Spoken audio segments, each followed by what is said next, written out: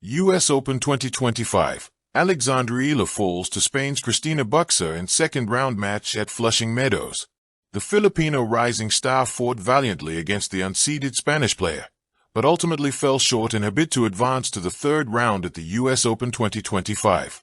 Alexandra Eala's run at the 2025 U.S. Open came to a premature close on Wednesday, the 27th of August, as the talented 20-year-old suffered a straight sets defeat 4-6, 3-6 at the hands of Spanish tennis player Cristina Bucsa. The match, lasting 1 hour and 22 minutes, proved to be an enthralling and enlightening affair, as both players grappled over a single ticket to the third round. As the partisan crowd threw their weight behind her, Eala stormed out to a 2-1 lead early in the first set. However, try as she might, the young Filipina soon found herself on the back foot against Bucsa, who slowly and surely gained the upper hand when it mattered most. Despite her best efforts, Eala watched as the first set slipped from her grasp, with the Spanish player, ranked 95th in the world, completing pivotal plays to lock up decisive wins in 9th and 10th games. And while the second set brought a renewed sense of hope for the Filipina rising star, she could only watch as the errors began to stack up and the balls began to fall in Bucsa's favor, with the scoreline turning from concerning to insurmountable in a matter of minutes. Defeated, but not dejected, Eala refused to go down with the fight, challenging for each and every point until the match concluded, with the final shot going in Bucsa's favor.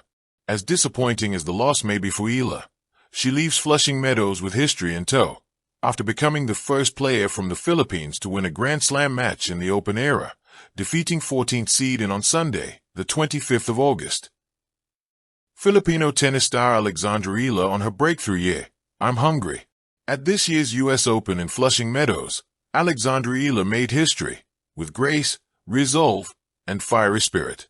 The 20-year-old trailblazer from the Philippines became the first to score a main draw singles win at a Grand Slam in the Open era, toppling 14th seed Clara Torzen in a heart-stopping first-round battle that ended 6-3, 2-6, 7-6, 13-11. But in the second round, Spanish contender Cristina Bucsa proved a steady foil. Bucsa, a quiet contender determined by focus and finesse, triumphed 6-4, 6-3 to reach the third round for the first time. On the hard court, Bucsa's composure was matched by clinical stats, 6 of 8 breakpoints converted, 3 aces, and a first-serve precision that outpaced Eala's 71.9% to 66.1%. For Eala, it wasn't a closed door, it was a stepping stone. She carved her place in the history of Philippine tennis, leaving behind a legacy of courage and planting seeds of future triumph. A creative tribute, rise beneath the lights. The city, the racket, the dream. Under the cascade of stadium lights, the sport's pulse echoed in every rally. Alexandra stepped onto the court with the weight of a nation in her heart, the echoes of her country's hopes drifting like fans' cheers across the net. In that sphere, time seemed to slow.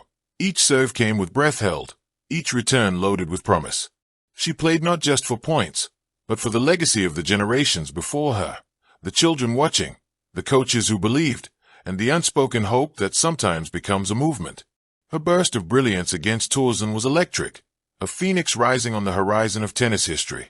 But the path of legends is seldom straight. Against Bucsa, Eala found an opponent whose game was a mirror of patience and precision. Each stroke was measured, each strategy calibrated. Yet even in loss, there was triumph. She had etched her name upon these courts. She had spoken volumes with her racket. She had shown that boundaries are as elastic as our belief. Final words, the epilogue of a beginning. Alexandra Eala's journey in New York ended not with a whisper, but a resounding statement. Though she fell in the second round, she emerged transformed, history maker, standard bearer, and living proof that audacious dreams belong on the world's brightest stages.